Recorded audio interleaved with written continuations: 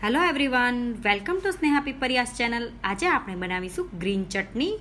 આ ચટણીને તમે કોઈ પણ ફરસાણ સાથે ખાઈ શકો છો. સામાન્ય રીતે સેન્ડવિચમાં, વડાપાઉં, પકોડા ગમે તે વસ્તુમાં તેને યુઝ કરી શકો છો અને તેની સાથે પણ ખાઈ શકો છો. તો ચાલો સ્ટાર્ટ કરીએ ગ્રીન ચટણી. ગ્રીન ચટણી બનાવવા માટે મેં અહીંયા એક મોટું મરચું લીધું છે. આ મરચું સામાન્ય રીતે મોળું હોય છે, પરંતુ આપણી ચટણીને થીક બનાવશે. એક તીખું મરચું લીધું છે. 4-5 મીઠા લીમડાના પાન લીધા છે. એક ટુકડો આદુનો લીધો છે અને એક મોટું બાઉલ જેટલા ધાણા સમારીને લીધા છે. આ મેં ધોઈ લીધા છે. એક મોટી ચમચી જેટલા સિંગદાણા લીધા છે. એક મોટી ચમચી જેટલી સેવ લીધી છે અને એક લીંબુનો રસ જોઈશે આપણને, તો મેં લીંબુ લીધું છે. મેં અહીંયા ચટણી બનાવવા માટે ખારી શીંગ લીધી છે.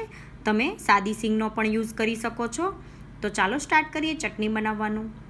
સૌપ્રથમ આપણે એક મિક્સર જારમાં જ્યાં લાંબુ મરચું લીધું છે તે આપણે આવી રીતે કટ કરવાનું છે. વચ્ચે જે બિયાનો ભાગ છે તે આપણે કાઢી નાખવાનો છે.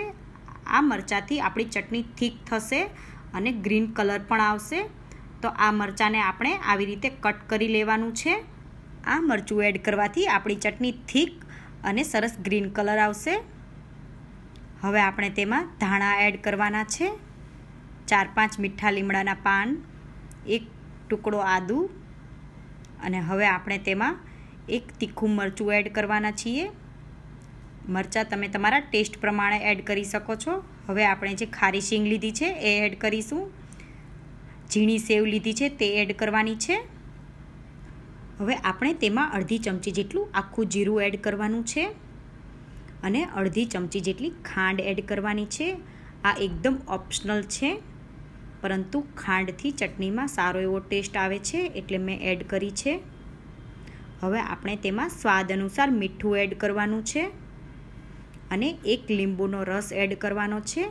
જો તમારી ચટણી કાળી પડી જતી હોય તો લીંબુનો રસ એડ કરવાથી ચટણી કાળી નહીં પડે.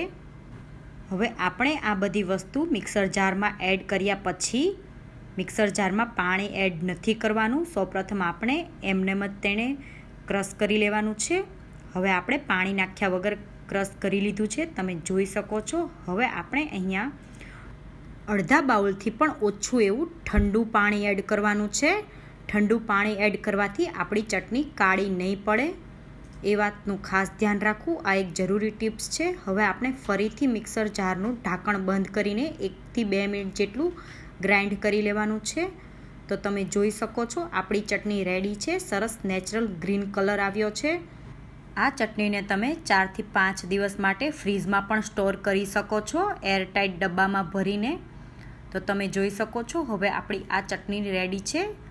જો તમે આ મેથડથી ચટણી બનાવશો તો તમારી ચટણી 1-2 કલાક માટે બહાર પડી રહેશે તો પણ કાળી નહીં પડે. આ ચટણીને તમે તમારા ટેસ્ટને અકોર્ડિંગ વધારે આછી ઘાટી કરી શકો છો, એ તમારા પર છે. જો તમને મારી આ રેસિપી પસંદ આવે તો મારા વિડીયોને લાઇક અને શેર જરૂરથી કરો અને મારી ચેનલને સબસ્ક્રાઈબ કરવાનું ભૂલશો નહીં અને સાથે મને મારા ફેસબુક પેજમાં પણ ફોલો કરવાનું ભૂલશો નહીં.